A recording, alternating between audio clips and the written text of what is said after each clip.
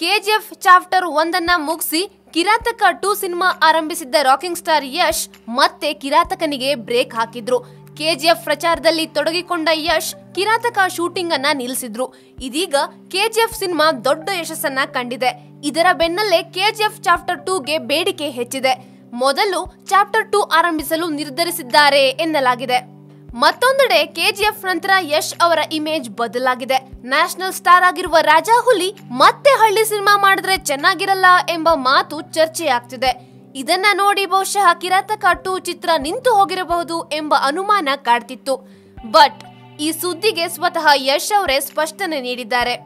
Kirataka 2 cinema ನಿಲ್ಸಲ್ಲ, ಈ ಚಿತ್ರವನ್ನ ಮಾಡ್ತೀವಿ ಅಂತ ರಾಕಿಂಗ್ ಸ್ಟಾರ್ ಯಶ್ ಸ್ಪಷ್ಟನೆಯನ್ನ ನೀಡಿದ್ದಾರೆ.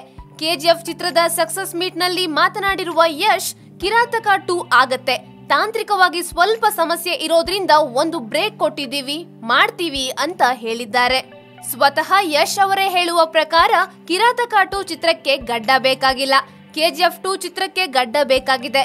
ಈಗ ಮೊದಲು ಕೆಜಿಎಫ್ ಮಾಡೋದಾ ಅಥವಾ ಕಿರಾತಕ ಮಾಡೋದಾ ಎಂಬ ಗೊಂದಲದಲ್ಲಿದ್ದೇವೆ.